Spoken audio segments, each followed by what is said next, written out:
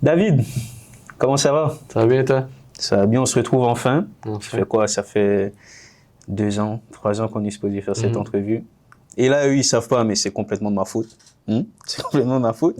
J'ai envie de parler du présent, avant tout, le début de saison. On est en pleine saison. Comment toi, tu la vis, justement, humainement et sportivement? Honnêtement, bien. Sportivement, j'ai attrapé une blessure contre Halifax, donc j'ai été en dehors de l'équipe pendant presque 3 semaines, donc ça me retarde un peu, mais à part ça, je me sens bien. Je suis de retour maintenant, donc je suis prêt à attaquer le reste de la saison. On est à Forge, on est à Hamilton. Il y a cette pression aussi de gagner constante. Comment toi, tu la gères, justement, cette pression, à chaque saison? Les attentes sont élevées. On nous demande de gagner toutes les compétitions qu'on fait partie. Donc, c'est des attentes que maintenant je suis habitué après 6 ans. Maintenant, c'est ma 7e année avec le club. Donc, je sais à quoi m'attendre, mais par moments, ça vient te chercher. Mais tu dois trouver les bonnes sources de motivation pour rester concentré sur ce que tu dois faire et non sur les buts que tu dois accomplir. Parce que si tu te concentres là-dessus, tu te mets une pression supplémentaire. Donc, concentre-toi sur le jour au jour et le reste va se faire tout seul. 7 ans. Mhm. À Hamilton, tu fais partie des meubles. Mhm. Hein? Est-ce que tu sens que ton rôle, même dans le vestiaire, il a changé? Parce que tu fais partie des anciens, là, t'es le tonton. Ouais, vraiment. Mon rôle a changé. Je crois que je suis un meilleur leader. Je parle avec un peu plus de confiance dans le vestiaire. Je crois que ma voix a de l'importance aussi dans le vestiaire. Donc, j'essaie de prendre mes responsabilités puis amener ce groupe-là le plus loin possible. Et c'est quoi les objectifs concrets que tu t'es fixé? Peut-être toi, le club aussi cette saison? Personnellement, ça revient à ce que j'ai dit tantôt, c'est être le meilleur de moi-même chaque jour. OK. Si on regarde ce que je faisais avant, je me mettais des objectifs de stats, des objectifs individuels. Puis quand tu les atteins pas, tu te mets une pression supplémentaire qui est pas nécessairement bonne. Donc vraiment cette année, je vais me concentrer sur moi, apprendre, grandir humainement, sportivement, puis après le reste, ça va se faire tout seul, je suis sûr. Et Forge a souvent dominé la CPL, mais chaque année, c'est un nouveau défi. Mhm. Est-ce que cette pression-là, justement, de performance, elle existe encore? Oh, 100%. Je crois qu'à chaque année, c'est comme un reset. Et il faut trouver une nouvelle façon de ressortir gagnant de cette année. Donc, à chaque année, c'est un peu... Tu dois te réinventer d'une façon pour finir l'année avec des trophées, ce qui n'est pas évident. Ce qui est de plus en plus difficile, en vrai. On en a parlé en off. Mhm. Tu as des petits surnoms ici. On t'appelle Mr. Clutch. Dans les tribunes, on t'appelle comme ça. Comment tu le portes, toi, ce surnom? Bien. Ben, comment tu veux que je le prenne? Non, je le prends bien, mais je me mets pas une pression supplémentaire par rapport à ce que j'ai fait dans le passé. Je me concentre sur ce que je dois faire maintenant. Et pourquoi pas avoir d'autres surnoms cette année. Encore mieux que Mr. Clutch. Mais justement, tu as ce truc de marquer aussi dans des moments clés. Mhm. Est-ce que tu penses que c'est une qualité qu'on développe ou qu'on a toujours eu? Bonne question. Je sais pas si... En vrai, je sais pas comment répondre à ta question. Je crois que le moment fait en sorte que tu révèles la meilleure version de toi-même pendant le match. Est-ce que c'est quelque chose que j'avais dans le passé? Je sais pas. Est-ce que c'est quelque chose... Non, j'essaie juste d'être le meilleur de moi-même, puis si tu arrives à marquer durant un grand match, c'est encore mieux. Mais avant de continuer aussi sur ta carrière, j'aimerais aussi qu'on revienne au début, parce que je pense que c'est tout important de connaître la personne que tu es, pas seulement le footballeur. Tu viens de Rive-Sud, c'est ça? Saint-Jean-sur-Richelieu. Saint-Jean-sur-Richelieu. Plus précisément, Saint-Alexandre, qui est à 20 minutes de Saint-Jean-sur-Richelieu. Okay. Raconte-moi un peu le cadre dans lequel tu as grandi. Donc, j'ai grandi dans une famille qui connaissait pas grand-chose du foot. Ok. Mon père c'est un joueur de hockey de base. Donc, une famille très, très, très normale. Durant l'été, quand j'avais 5 ans, on m'a inscrit dans le club amateur, ben, le club de ma région. Mhm. Puis, à partir de ce moment-là, je suis tombé en amour avec le sport. À la maison, c'était plus études ou c'était plus sport? Hmm.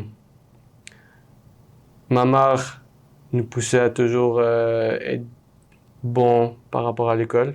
Donc, c'était les études avant, mais tout de suite après, c'était le sport. Que ce soit le hockey ou le soccer, ça venait. Moi et mon frère, c'est tout ce qu'on faisait. Et justement, tu as un petit frère aussi qui est devenu Mhm. pro. Ouais. Mais à la base, c'est toi qui as ramené le foot à la maison? Ouais, ben, je suis le premier, je suis le plus vieux. Mm.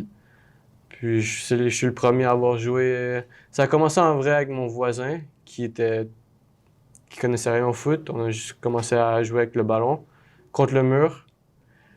Puis après ça, j'ai jamais arrêté en vrai. La première fois que j'ai touché un ballon, j'ai dit c'est ça. Mm. Je le savais.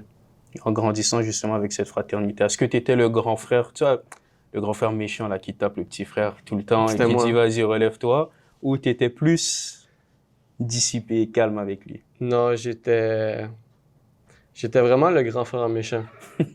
Ok. Ou j'étais mauvais perdant aussi quand j'étais jeune. Ok. Et à chaque fois que c'était moi et mon frère, on fait du 1 contre 1 ou que ce soit hockey, soccer, moi je devais gagner. Mm. Donc si il marquait un but, ça finissait en coup. Ah, il y avait toujours des coups.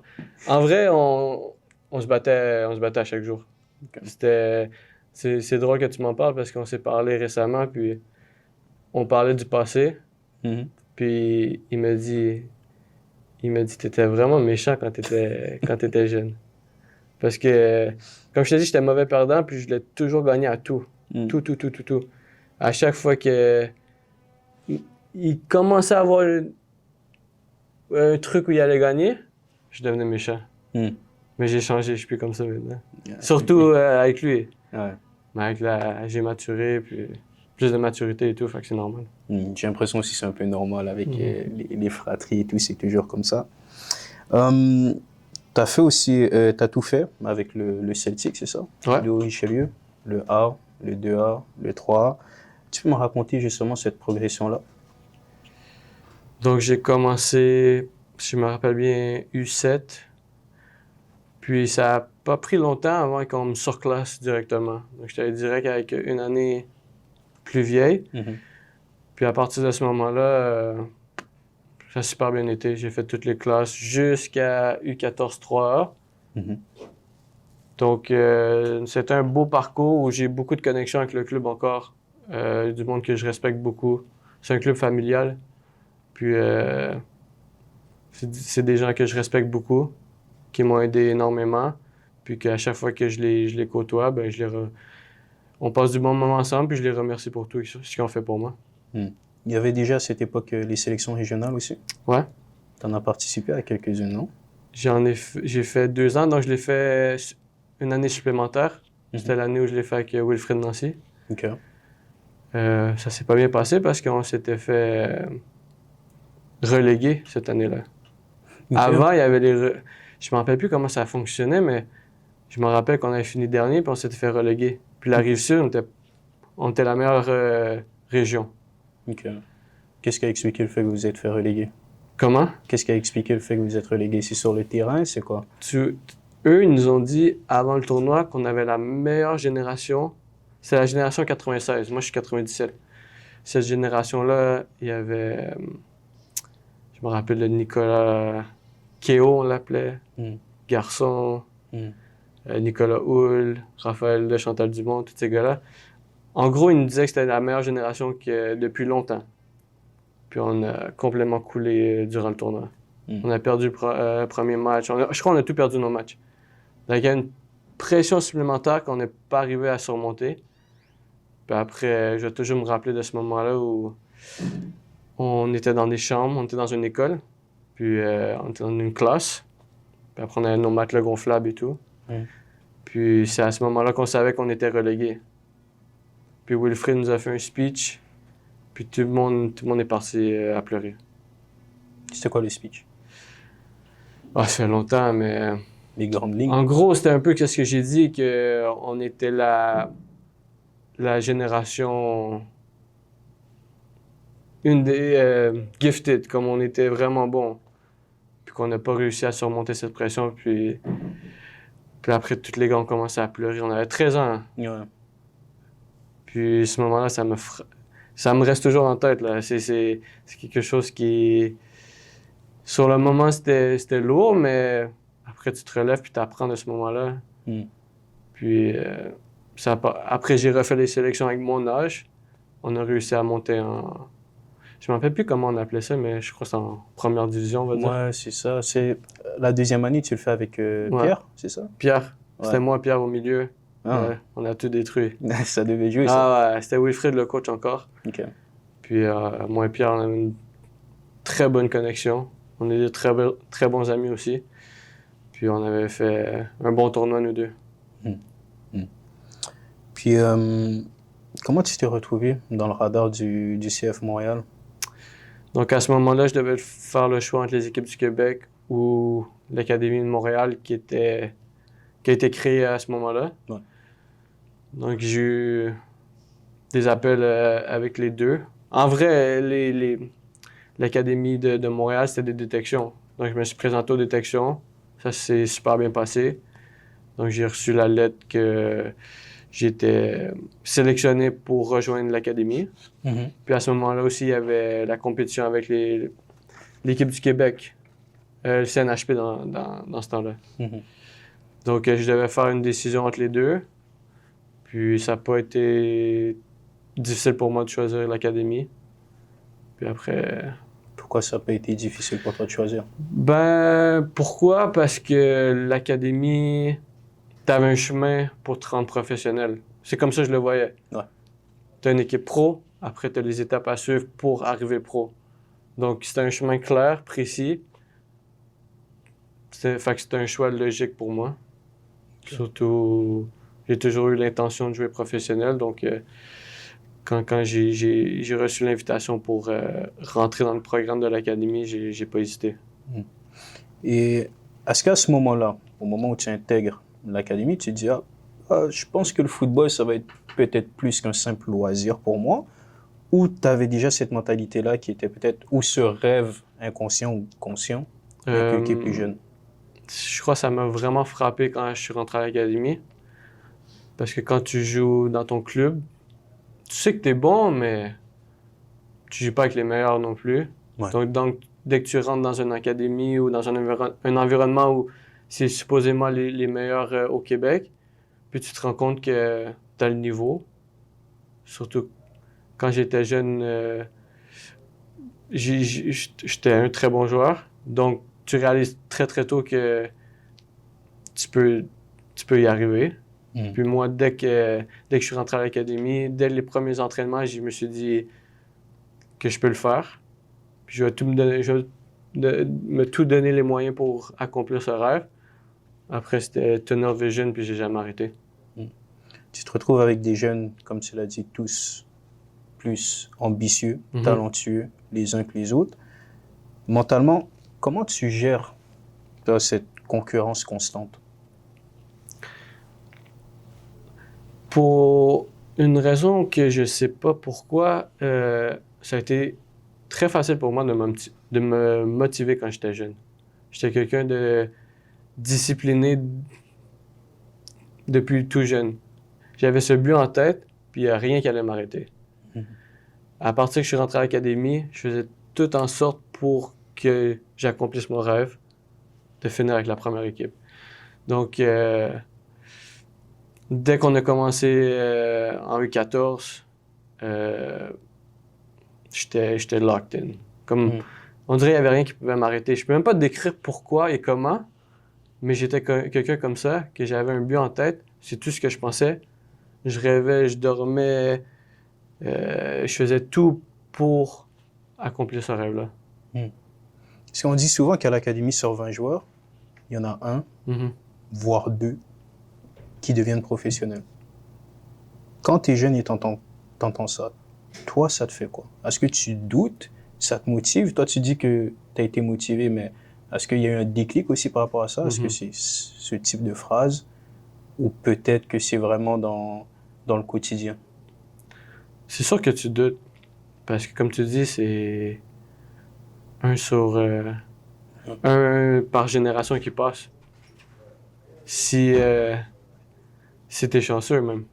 Si toutes les étoiles sont alignées, si tu fais si tu fais ton parcours comme il le faut, tu es discipliné, tu fais tout pour faire en sorte que ça arrive. Donc, il y a des moments de doute, mais c'est des moments de doute qui te font progresser.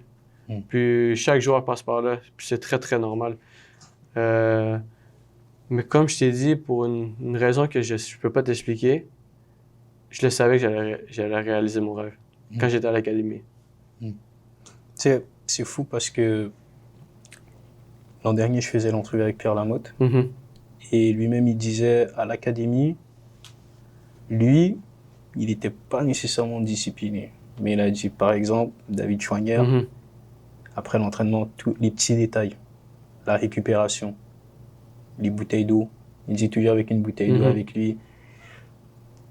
C'est vraiment venu de nulle part. Regarde, je peux le voir de plusieurs façons, mais je crois que ça vient de ma famille, ma mère, mon père, qui nous ont tout donné les moyens pour réussir.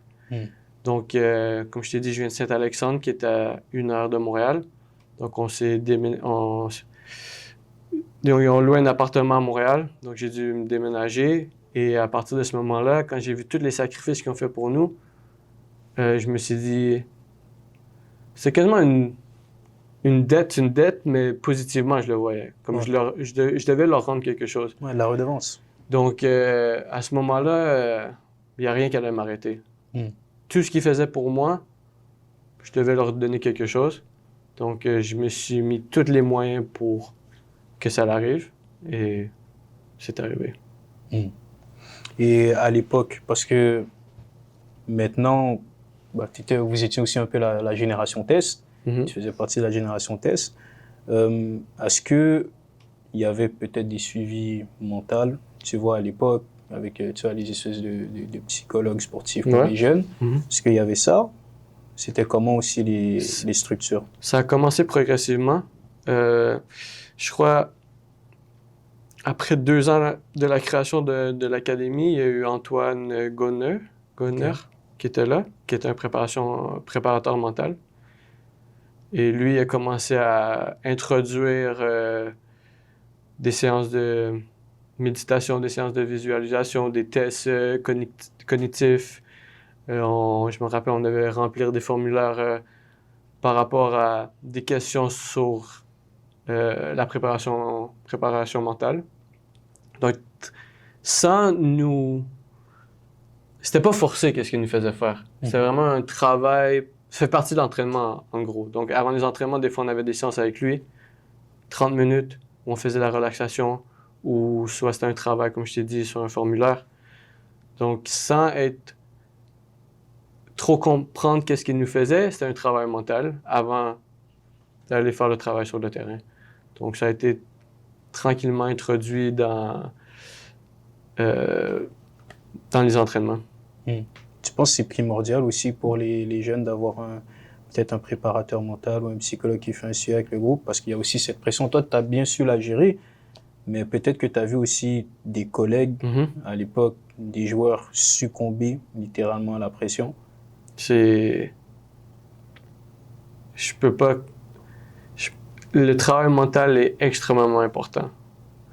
Après, tu peux avoir tout le talent du monde, mais si t'es pas fort mentalement, tu vas pas y arriver.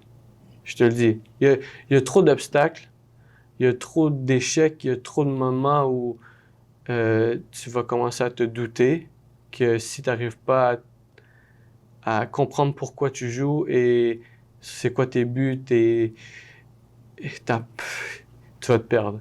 Tu vas pas arriver à survivre. Puis c'est un travail que je dois faire même en ce moment. Chaque jour au quotidien, c'est un travail que tu es obligé de travailler sur toi humainement, sportivement, pour progresser et pour avoir du plaisir sur le terrain. Parce que si tu commences à focusser sur la pression, sur tu vas te perdre. Tu vas te perdre. Puis ça vient très rapidement. T'as un souvenir marquant de ces années à l'académie? Un moment charnière peut-être? Notre parcours en USSDA où on est allé en demi-finale. On avait perdu contre Chicago Fire. C'était un très, très beau parcours qu'on avait fait dans le temps. Notre entraîneur, c'était Jason DiTullio. Et une personne que j'ai énormément de respect pour lui. Il nous a, en tant que groupe, il savait rassembler l'équipe, nous pousser, nous motiver. Il est connu pour la grinta, lui. Ouais. Et c'est ce qu'on avait dans ce temps-là. Puis, comme je t'ai dit, on était tellement unis comme équipe que on a l'impression qu'on pouvait battre tout le monde. Puis c'était un très, très, très beau moment qui va toujours me rester en tête. En 2012, si je ne me trompe pas, tu es sélectionné avec le Canada. Là, tu as quel âge? 2012? Je suis 97, ça va faire 15 ans. Il y avait quoi? 15 ans? 15? Ah, ça fait 15, ça fait 15? Ouais, ça fait 15. C'était où le camp? Tu sais ou non? Non, je sais pas, justement. Est-ce que tu t'en rappelles? Est-ce que c'était au Qatar? Je me rappelle, on a fait c'était soit au Mexique ou au Qatar? OK. Mexique. OK. Je crois que le premier camp, c'était au Mexique. Puis tu ressens... C'est quoi ton ressenti quand tu portes ce maillot-là pour la première fois? T'es privilégié. Après, tu dois différencier être appelé en jeune et être appelé en senior. Ouais. Ce qui est complètement différent, mais quand tu es appelé en équipe en jeune, c'est un privilège parce que tu fais partie des meilleurs de ta génération dans le pays. Donc, tu essaies d'attaquer le moment avec le plus avec la meilleure énergie possible pour te faire voir. Parce que quand tu es jeune comme ça, tu veux montrer que tu veux faire partie des meilleurs joueurs au Canada. Donc, ça commence par là. Puis c'était un honneur. Tu as fait les camps U15, U17, U20, U23. À chaque fois et à chaque camp, tu te situes comment par rapport aux autres? Tu sens que tu es dans le coup? Ouais, à chaque fois, je me sens bien. Je me sens que je fais partie dans le corps de l'équipe. OK. Et tu vois que j'ai un rôle dans l'équipe. Puis à chaque fois, ça s'est super bien passé. Donc, à chaque fois que j'étais appelé, j'avais hâte d'aller, de montrer ma progression et de montrer que je peux faire partie de ce groupe-là. Le niveau, il t'impressionne ou ça te conforte dans ta progression? Après, en U16 ou U17, on a fait un tournoi, ça s'appelle Foot Lafarge. C'était en France, où on avait joué contre la France, on a joué contre l'Ukraine, on a joué contre... j'ai oublié les autres nations, mais c'était des très bons pays. Quelle catégorie? U17 ou U16. OK. Donc, juste pour te mettre dans le contexte, quand on a joué contre la France, il y avait Marcus Thuram, il y avait Ousmane Dembélé. Donc, c'était les deux grands noms de... Ça envoie. Ouais. L'Uruguay était là, il y avait Valverde. OK. L'Ukraine, il n'y avait pas de gros noms, mais juste pour te dire qu'il y avait des grands joueurs. Le joueur qui m'a le plus impressionné, c'était Ousmane, de loin. Ouais. Il allait trop vite. À ce qui paraît, il était vraiment fort en jeu. Il était bien trop fort. Trop fort pour la génération de 97. Ouais. Il a détruit notre dev droit à chaque action. Mais ça, c'était en quelle année alors? Si c'était en... C'est pas une question, je suis pas très bon avec les années, mais... Si c'est U16, je pense que l'année d'après, même il va en pro. Hein. Ouais, mais tu le voyais, il était une coche à part, il était plus vite, techniquement il était plus il était meilleur que tout le monde dans tous les domaines. Ça se voyait. Mais, ce que je vais te dire, pour parler de moi un peu, Ben ouais, t'inquiète. on avait fait 1-1 contre eux et Ok. c'est moi qui ai marqué. Ok. Donc, ça s'est super bien passé. À ce moment-là, le match d'après, on joue contre l'Ukraine. Mhm. Et l'entraîneur dans ce temps-là, c'était Rob Gale, qui est coach en CPL aussi. Il me donne le brassard. Mhm. Donc, tu sens un peu de responsabilité. Puis, je finis le tournoi avec un but, 2 passes, ce qui est pas mal sur 4 matchs. Ouais. Puis, ça s'est super bien passé. Puis, c'est un tournoi qui était vraiment marquant dans ma carrière pour me dire, wow, je peux. Quand tu commences à jouer contre des pays comme la France, contre l'Uruguay, et tu vois que tu es dans le coup, puis tu arrives à compétitionner et te démarquer, ça te donne l'envie de continuer. Est-ce que tu dis aussi dans ta tête inconsciemment quand tu es jeune, hein, ah, je viens de faire un bon tournoi, peut-être j'ai été de l'équipe un des joueurs les plus en vogue. Mhm. Le téléphone, il peut pas sonner un peu? Ah. Est-ce que tu te dis ça? Tu vois, quand j'étais jeune, j'étais pas trop conscient. Ok. J'avais 16 ans, peut-être 17. Mhm. C'était peut-être une partie de moi qui était naïf ou j'étais pas conscient de ce monde-là, qui est les agents, qui est ouais, le téléphone va sonner, tu vas avoir des clubs intéressés sur toi. Moi, j'étais vraiment focusé de me rendre en équipe première avec Montréal. Mhm. C'était mon seul objectif. Après, s'il y a des trucs qui viennent de droite à gauche, c'est du bonus, mais j'étais pas conscient. Ou ça faisait pas partie de ma conscience. Mhm. Ce qui est peut-être une bonne chose, une mauvaise chose, on va jamais le savoir, mais j'avais j'ai même pas pensé deux secondes à est-ce que quelqu'un m'a contacté, est-ce que quelqu'un a contacté l'académie par rapport à moi. J'ai même pas posé la question. Moi, je suis revenu à l'académie et j'ai continué mon trajet. Mhm. On va parler justement de ton trajet parce qu'en 2016, corrige-moi hein, si je me trompe, tout s'accélère pour toi. 2016, c'est l'année où j'ai signé en USL. Ouais, USL avec le FC Montréal. Mhm. Si je ne me trompe pas, tu débutes en pro aussi contre Toronto Ouais, durant l'année. ouais, Puis après, tu signes ton contrat pro. C'est ouais, ça? exact. C'est allé vite, non? Ouais, ouais, ouais. Très, très vite. Hmm. Euh, c'est un moment de ma vie qui était extrêmement vite, même peut-être trop vite par rapport à où j'étais dans mon niveau de maturité. Ok. Donc, quand c'est arrivé, moi, j'étais un peu l'enfant ou le jeune garçon très motivé d'atteindre mon but. Quand je te dis tout ce que je pensais, c'était au foot et accomplir mon but. Après, je signe mon contrat USL et il y a un moment que mon père me rappelé récemment où, quand j'ai signé mon contrat en USL, il y avait Lafroy, moi et mes parents. Puis, on négociait sur le montant. Puis moi, j'ai dit à mes parents, c'est pas important, c'est pas le contrat que je veux. En voulant dire que moi, je voulais le contrat en équipe première. Donc, peu importe l'argent qu'on met sur la table, je veux signer, puis je veux aller chercher l'autre contrat. Donc, j'ai signé. Puis, de fait, tout est arrivé rapidement où j'ai joué en championnat canadien contre Toronto, qui était ma première apparition avec l'équipe en pro. Mais durant ce moment-là, je suis pas signé en pro. Ok. Donc, ils te signent un contrat à part Ouais. juste pour jouer en championnat canadien. Et quelques mois après, ben, je reçois l'appel de Adam Bradds, qui était dans le temps. Il y avait Lafroy et Nick DeSantis. Je me rappelle plus. Il y avait une autre personne.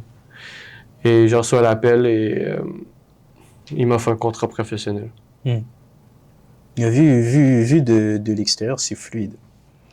Mais de l'intérieur, là, c'est comment? Pour toi, tu as dit que peut-être que avec du recul, c'est peut-être allé un peu trop vite. Je le vois pas comme ça sur le moment.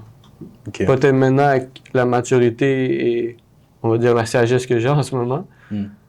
peut-être ça a été trop vite pour tout ce que je peux absorber. Ok. Ce que je veux dire par là, c'est que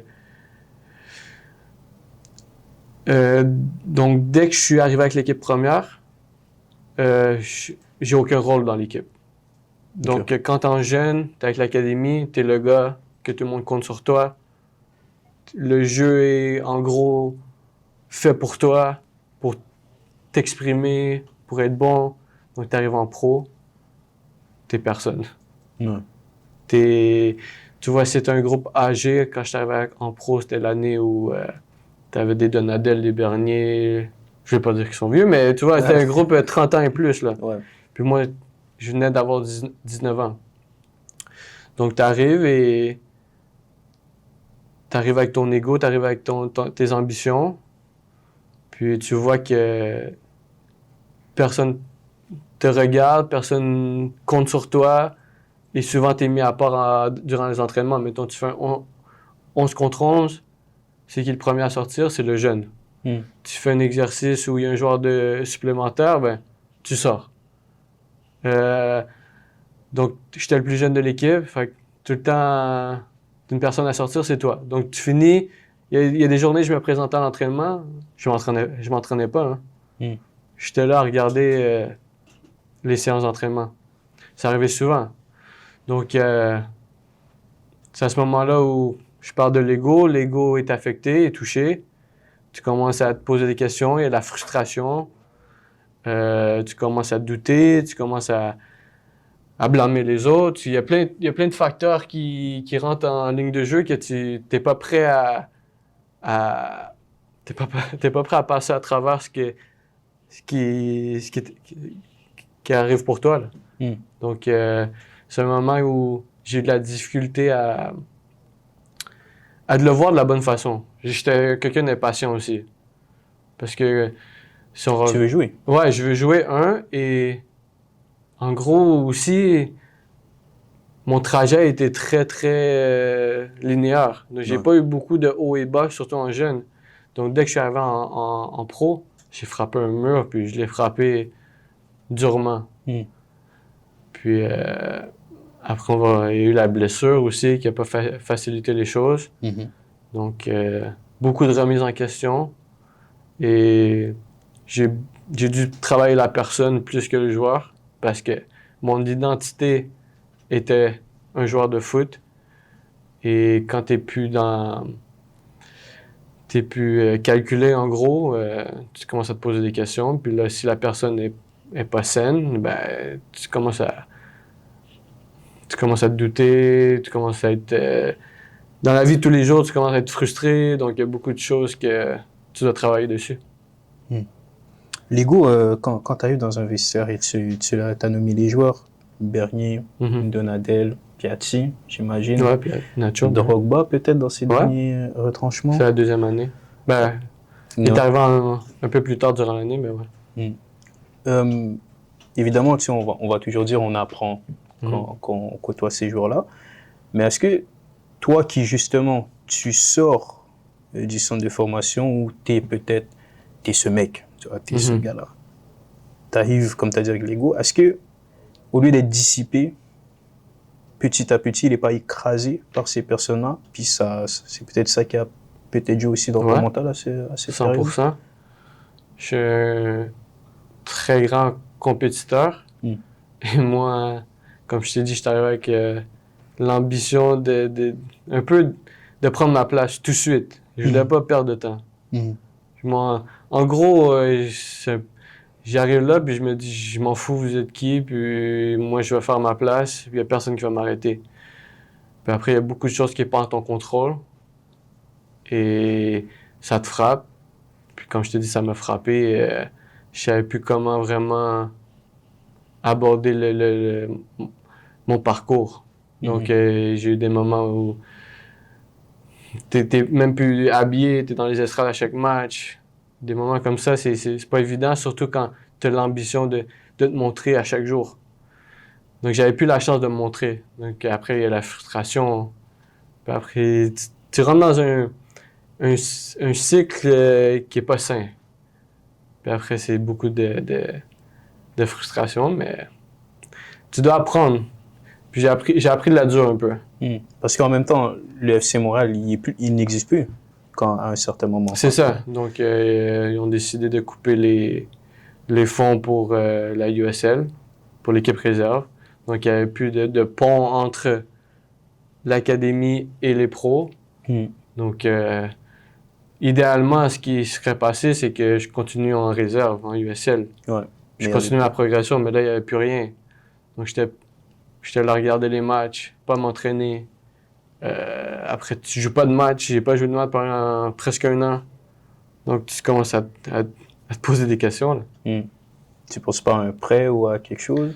Ben, c'est sûr que tu- le choix logique, c'est ça. Mais je suis pas dans cet état d'esprit en ce moment-là. Ok, ouais. C'est ça que j'essaie de dire. Quand j'étais jeune, j'étais très, très focusé Montréal. sur ce que je voulais, Mm. que j'ai pas agrandi mon champ de vision et vraiment faciliter ma progression, mon parcours. Et puis, 2017, blessure, Mhm, la cheville. mhm. Comment tu le vis? Alors, tu me dis, tu as fait un an, tu n'as presque pas joué. Tu joues quelques matchs, j'imagine, Ouais. et la cheville pète. Comment tu le vis?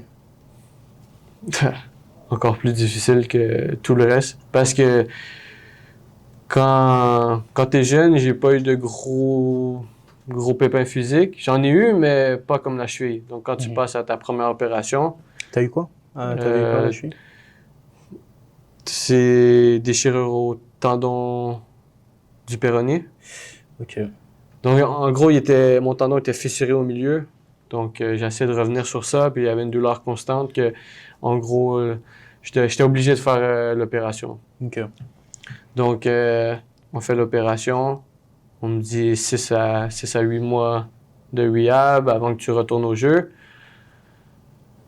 Donc, tu passes ce moment où tu sais pas trop où tu t'en vas ou qu'est-ce qui se passe. Tu es tout seul à la maison. Tu essaies de te concentrer sur ton rehab. J'étais très bien. J'étais pris en main par l'équipe en pro, donc mon rehab s'est très bien passé, mais c'est des moments difficiles pour un joueur, surtout la première. Mm. Quand tu es jeune, quand tu as des ambitions, puis que ton monde est autour du foot. Là, on t'enlève le foot, t'es qui? Ouais. Donc, c'est là que la personne qui est importante, que tu dois travailler sur la personne pour pas perdre la tête, pour rester concentré, puis que au quotidien, c'est sain.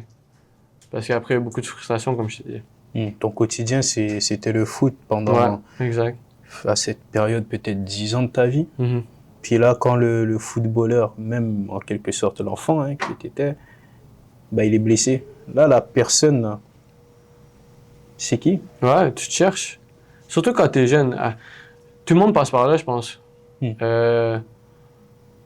Je crois qu'il y a toujours un moment de ta vie où ça te frappe un peu plus fort que d'autres et tu commences à te poser les bonnes questions qui font en sorte que tu t'enlignes, tu dois avoir une ligne directrice dans ta vie pour que les choses se présentent à toi.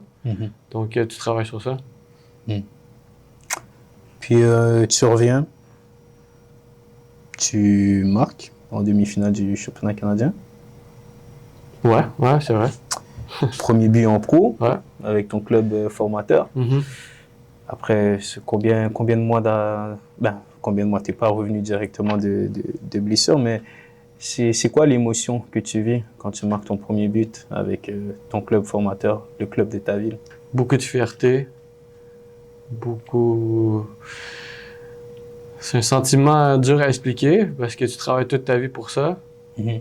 Et quand tu marques le premier est toujours spécial. Donc, après, tu reçois tous les messages de la famille, les amis. C'est là que ça vient te chercher, puis c'est chaleureux. Puis, c'est dur à décrire ces moments-là. Et après, plus tard, il y a la rechute. C'est encore la cheville ou À ce moment-là, est-ce que tu te reblesses plus tard? est-ce que je me reblesse? Tu sais, qu'est-ce qui est arrivé, je crois, c'est que donc j'ai eu une grosse blessure à la cheville Mhm. et je reviens au jeu après 3 mois. Et Mhm. là, c'est là qu'on découvre que mon tendon est fissuré, donc je dois faire l'opération. Ok. Donc, je crois que quand j'ai marqué, c'était sur mon premier rehab. Après, j'ai joué sur une cheville qui était fissurée, ben, un tendon fissuré. Ok, puis c'est Là, là après, après ok. que l'opération arrive. Ok, ok. Parce que cette opération-là, justement, c'est là où tu joues pas pendant, Presque un an. pendant presque un an. Ok. Et est-ce que là, tu sens, quand tu as cette blessure aussi qui t'éloigne du terrain pendant presque un an, que tu es peut-être à un tournant là de ton aventure à Montréal ou encore tu es justement, t'as qu'une idée en tête, c'est vraiment l'équipe première, t'imposer en équipe première. À ce moment-là, moi, je me concentre juste sur de revenir au jeu, de Ok. revenir à l'entraînement, Mhm. de, de revenir avec une bonne cheville. Mhm. C'est vraiment mon seul but. Après, j'avais la chance d'être dans un vestiaire extrêmement expérimenté avec Bernier, Drogba, Piatti, j'en oublie Donadel, Laurent Simon, Assoun, tous ces gars-là qui ont été très importants pour moi. Euh, Moi, j'étais bien côtoyé, mais j'avais aucun rôle à jouer. Mm. J'étais le jeune qui venait, qui faisait son travail dans le gym, mon rehab. Après, mon rôle, j'avais rien à voir avec l'équipe. Mm. Puis quand Rémi Garde il arrive, Mhm. on connaît un peu, il est à Lyon, entraîneur formateur. Est-ce que toi, tu te dis, tu te frottes pas un peu les mains en te disant, là, peut-être que j'ai ma carte à jouer? Ouais, exact. Donc, à ce moment-là, mon contrat est fini Mhm. ou on n'active pas ma clause. Mm. Donc, je suis sans contrat et Mhm. on me dit, tu peux venir en pré-saison pour te battre pour un contrat. Donc, je dis oui. Donc, je me présente au camp. Je fais un bon camp. Pas un très grand camp, mais je fais un bon camp. Et à la fin du camp, là, c'est une histoire vite fait, là, mais on m'a fait un contrat. Mais moi, avant de dire oui et re-signer le contrat, je commence à poser des questions. Mm. J'ai dit, c'est quoi mon rôle dans l'équipe? Vous me voyez où par rapport dans l'effectif? Est-ce que je vais avoir du temps de jeu? Des trucs comme ça. Puis la plupart des réponses qu'on me donne sont négatives. Ok. Ce que je veux dire, c'est que je suis le dernier attaquant dans sa liste. Je suis, ouais, je suis pas dans ses plans. La façon qu'il me présente le projet, je suis pas dans ses plans. Mhm. Donc moi, je reviens de quasiment 2 ans sans jouer et je veux prouver. Donc je me dis, je dois jouer, je dois jouer. C'est là que ma mentalité change, où je priorise le temps de jeu que sur le contrat professionnel. Mhm. Donc à ce moment-là, je commence à parler à mon agent et on regarde les options qui sont possibles pour moi. C'est là que Forge arrive. Alors, toi, au moment où tu quittes, où tu prends la décision de quitter le CF Montréal, est-ce que tu es en paix avec cette décision ou tu sens que tu as un petit goût d'inachevé? Aujourd'hui, je suis en paix avec Ok. tout. Ok. À ce moment-là, je suis encore un jeune garçon, un jeune homme, un peu à la recherche de questions. Donc, c'était 2 années frustrantes ou même pas frustrantes par rapport à l'environnement ou les gens que je côtoyais, c'était plus frustrant par rapport à ce que moi je voulais montrer aux gens. Mhm. Donc, j'ai pas eu la chance de rien faire à Montréal. Je me dis, je dois un nouveau défi. J'ai envie de me lancer un nouveau défi pour un peu Stimulé ouais, peut-être? Ouais. stimuler comment tu dis ça? Me rechercher en tant que personne et commencer un nouveau projet. Mhm. Donc, c'est là que je décide de venir à Forge. Donc, je dis non à l'offre de Montréal et je signe à Forge. Jusqu'à présent, je suis en paix avec tout. C'est un choix surprenant, par contre. Ouais. Parce que même quand j'en parle avec mes parents et tout, mon père et ma famille ils sont très... ils vont me laisser prendre mes choix, faire mes décisions et ils vont me guider, mais jamais ils vont prendre la décision pour moi. Puis quand on en reparle 7 ans après, je crois pas que c'est le choix le plus logique à prendre. Quitter Montréal pour venir en CPL, qui était une ligue nouvelle. Il n'y avait pas de base, il n'y avait pas de fondation, on ne sait pas dans quoi tu t'en vas. Donc c'est un gros risque à prendre. Je l'ai pris. On est ici maintenant. Mais tu sais, tu dis, aujourd'hui, tu es en paix avec toi-même. Et ça fait 7 ans aussi que tu as quitté le CS, ça fait 7 ans que tu es à Hamilton. Mais moi, je veux savoir, c'est quand exactement que tu as été en paix avec toi-même? Est-ce que c'est au moment de signer le contrat à Hamilton? Est-ce que ça a pris du temps? Ça fait combien de temps environ? C'est une bonne question. Je vais te dire... Mais ça se travaille à chaque jour, hein. Mais je vais te dire, c'est depuis 2 ans maintenant. Okay. C'est quand même récent. Ouais, c'est récent. Okay. Mais je suis toujours quelqu'un... Faut pas confondre... oui, je suis en paix avec moi-même, mais je suis pas ambitieux. Faut pas confondre les deux. Je suis confortable avec la personne que je suis maintenant, où je suis, ce que j'ai fait, où je veux m'en aller. Mais je reste quelqu'un qui veut prouver, qui a de l'ambition et qui veut être le meilleur. Donc, au début, quand je suis arrivé à Forge, mon seul but, c'était de venir à Forge et retourner en MLS. Ou sauter dans un niveau supérieur. C'est pas arrivé. Donc, tu dois commencer à te recentrer et te remettre des autres buts, des objectifs qui font en sorte que tu continues à progresser. Parce que c'est facile de venir au quotidien, puis faire le minimum, puis après tu stagnes, après il n'y a plus rien, puis c'est fini. Donc, c'est important comme je te dis, faire du travail sur soi-même pour rester bon et rester bon sur longtemps. Là. Ça a changé ta vision du football peut-être que tu avais, ce départ, et on va pas dire ce départ forcé, parce que tu as eu le choix, mais ce départ aussi vers Hamilton, cette prise de décision. Ouais, parce que je crois que j'étais toujours focusé sur mes buts, focusé sur mes ambitions, et quand tu n'atteins pas tes objectifs, tu es déçu.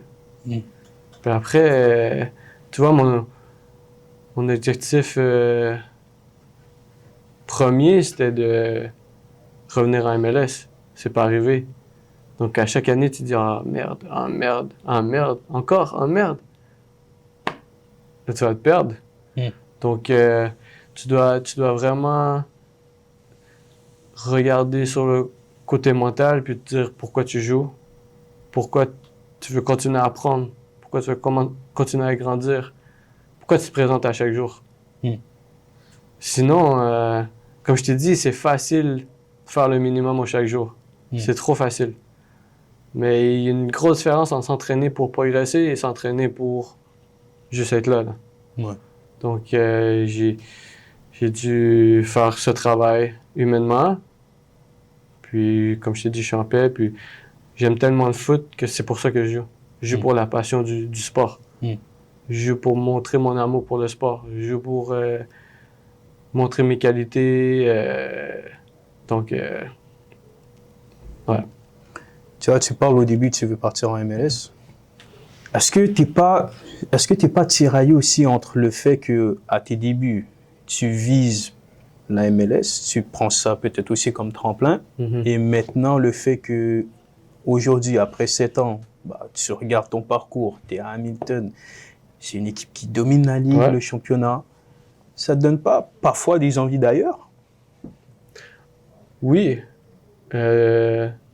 comme je t'ai dit, je suis quelqu'un qui veut progresser, qui veut vivre des expériences différentes. Donc, c'est sûr que tu veux commencer à te poser la question, est-ce que tu veux faire une carrière en CPL ou tu veux avoir des expériences à d'autres endroits. Donc, c'est sûr que je limite pas mes options à Forge, je limite pas mes options en CPL. Je suis quelqu'un, comme je te disais, encore ambitieux, donc j'ai envie de goûter à d'autres feelings, un autre environnement, des trucs. Hmm. On va justement parler de Forge. Tu parlais tout à l'heure d'avoir fait le pari, d'aller en CPL, qui était un championnat tout neuf à l'époque. Ça crée pas des doutes de plonger comme ça dans l'inconnu? Ah, 100%. Tu arrives là avec beaucoup de questions, peu de réponses. C'est vraiment comme ça que je le voyais.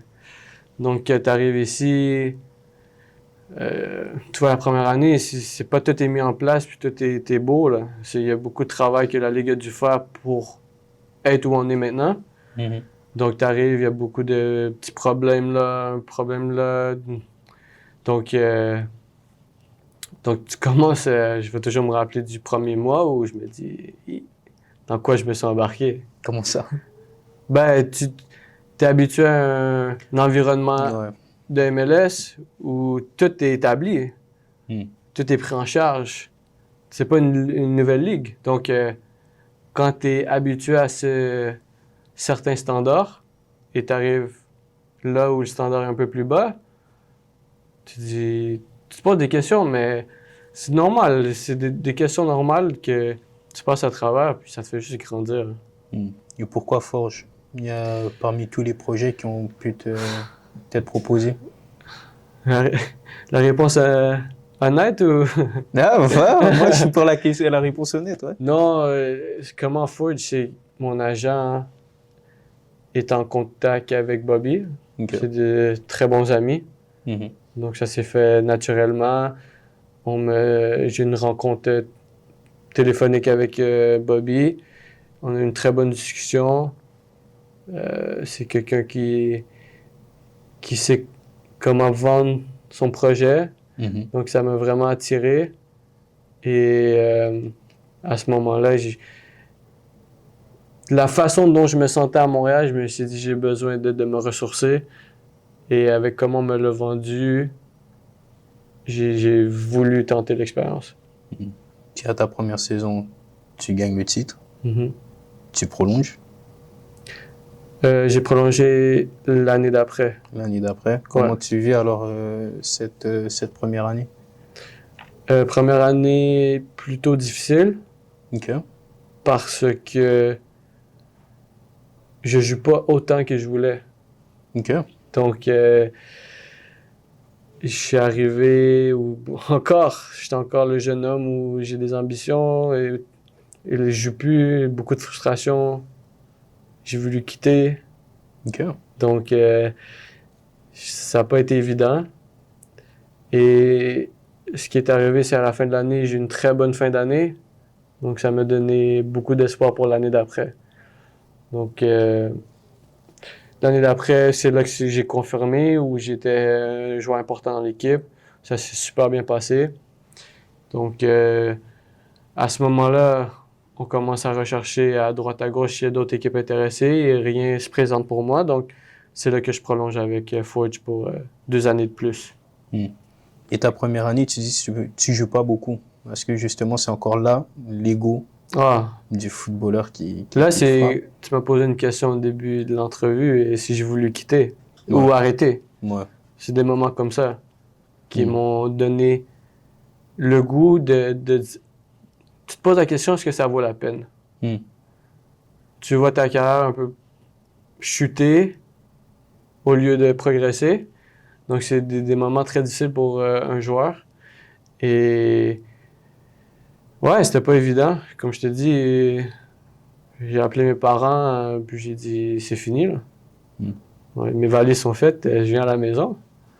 Qu'est-ce qui t'a fait rester, justement? Mon amour pour le sport. Je me vois pas faire d'autre chose en ce moment que de jouer au foot. Donc, c'est des moments ou des pensées que beaucoup de jeunes passent par là.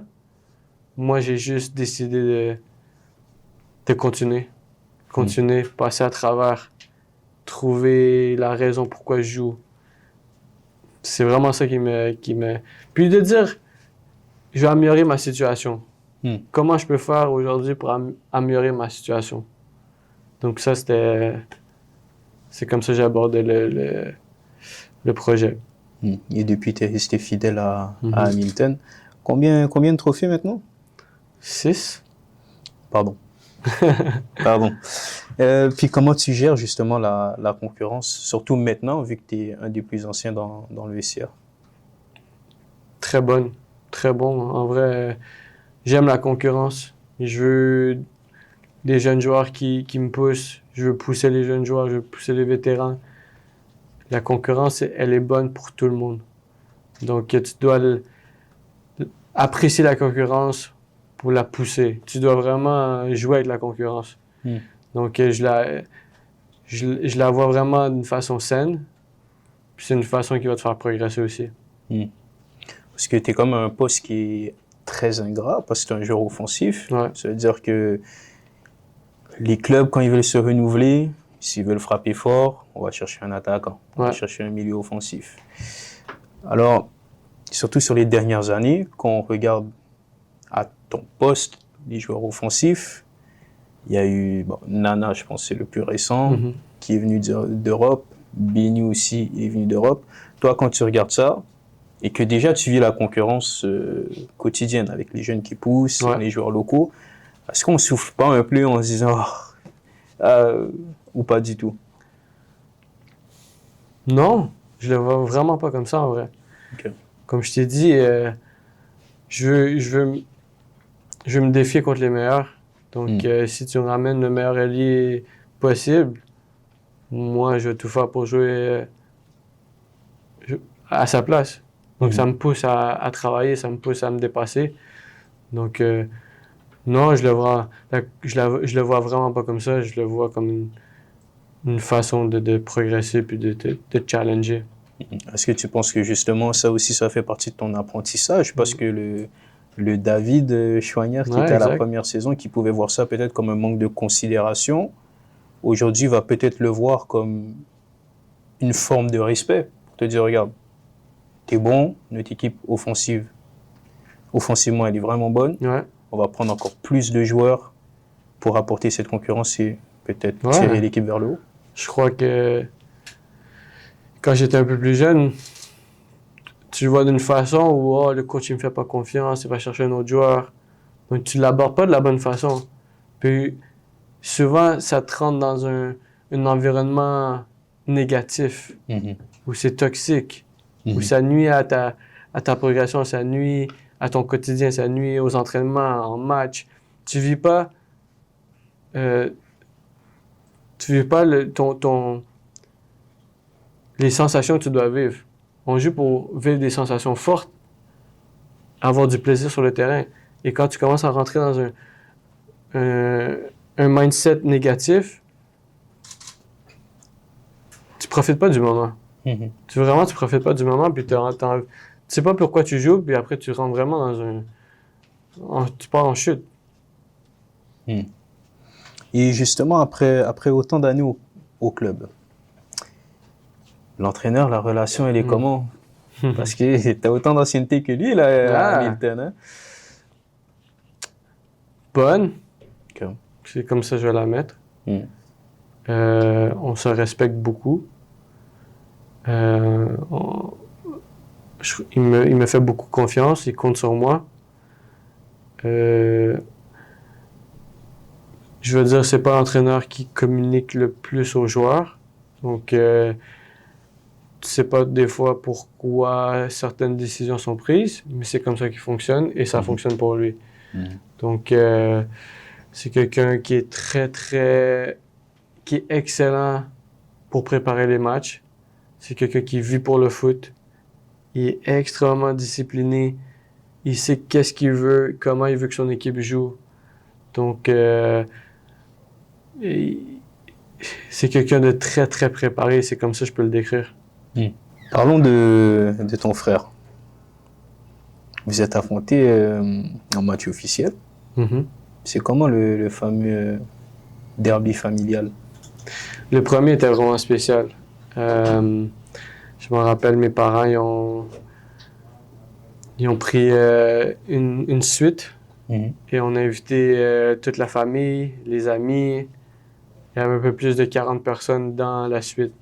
Donc, c'était un moment extrêmement spécial pour la famille parce que tu vois tes deux enfants au niveau professionnel s'affronter. Mm. Puis, c'était juste un moment magique, même si le match était pour Forge à oublier. Mais le match était... Le moment était spécial. Mm. Et les parents, ils vivent ça comment? Est-ce qu'ils sont plus nerveux que vous sur le terrain ou... Non, je crois qu'ils sont vraiment fiers de ce que leurs deux fils ont accompli, où ils sont rendus.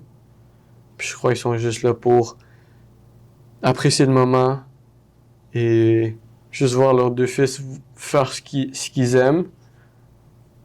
Après, qu'est-ce que tu peux demander de plus qu'à à des, à des parents? Hein? Des parents, je crois, ils veulent juste voir leurs enfants heureux, satisfaits, en santé. Je pense que c'est comme ça qu'ils le voient, puis c'est ça qu'ils ont devant eux. Tu en as parlé aussi en début d'entrevue de tous les sacrifices qu'ils ont fait Mhm. aussi pour vous. Est-ce qu'ils ont un rôle prépondérant aussi dans votre carrière? Ouais. Extrêmement important. Sans eux, impossible que moi et mon frère, on est où on est maintenant. Quand je te dis, ça commence au niveau amateur, nous transporter partout, être là, nous faire à manger, prendre soin de nous. On n'a rien manqué depuis qu'on est jeune. Ils ont toujours été là pour nous soutenir, supporter. Ils ont tout fait pour qu'on réalise notre rêve. Et avec le petit frère en vous parlez foot souvent? Vous vous conseillez ou vous laissez ça un peu de côté? Un mélange. Là, on vieillit, on est plus mature, donc on échange un peu plus avec... ça, c'est un peu plus responsable comment on échange.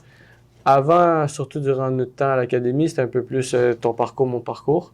Okay. Maintenant, on est à distance, donc on a une relation un peu plus différente où c'est plus par rapport avec le téléphone FaceTime, mais on échange beaucoup plus sur comment tu te sens, comment ça se passe dans ton club.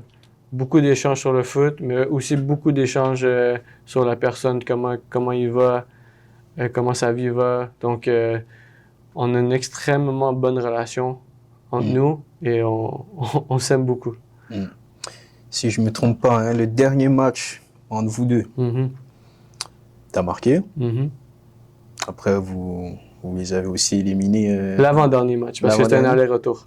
Ouais, c'est ça, l'avant-dernier, pardon. Je fais la double confrontation. Le premier match, tu as marqué à l'aller et vous gagnez. J'ai envie de dire, pour toi aussi, est-ce que tu as pris ça aussi comme une revanche? Est-ce que les matchs, pas nécessairement contre ton frère, mais plus contre le CF Montréal, c'était plus aussi pour toi un match où on parle de l'ego de footballeur, ou peut-être c'est rentré en jeu, c'est des matchs que tu veux gagner ou que tu veux briller? Non, l'ego était parti à ce moment-là. Okay. Je jouais pour faire gagner mon club, Okay. pour montrer la meilleure version de moi-même.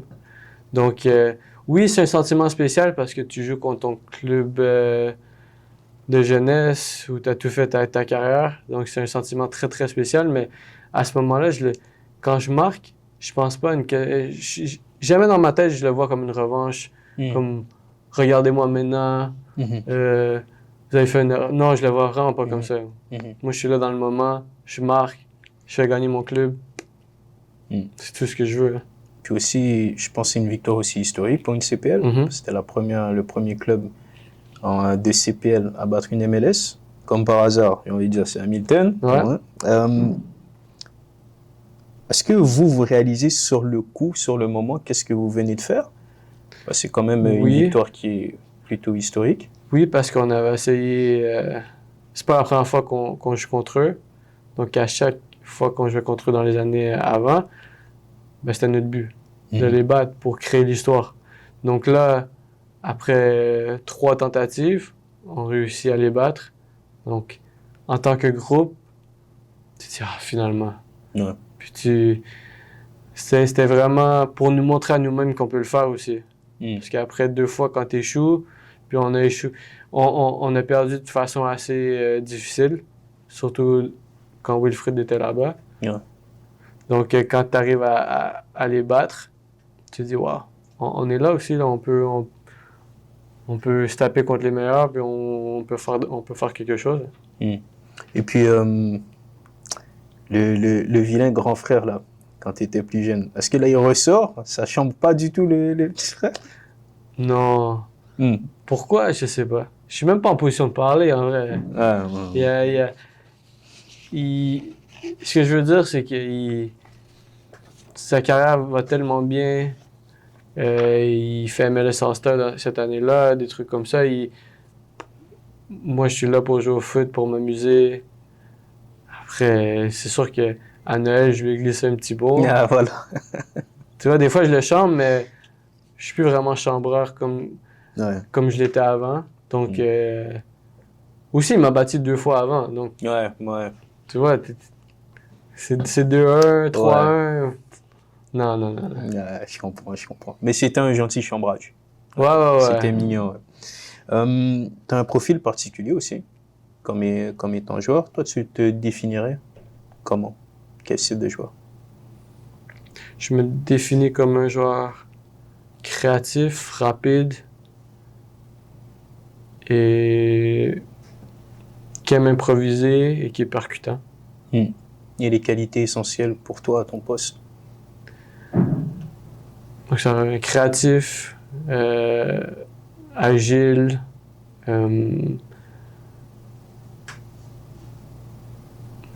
rapide. Ouais, ça revient à ce que j'ai dit, ouais. Et tu travailles beaucoup l'analyse vidéo, les stats, les petits détails.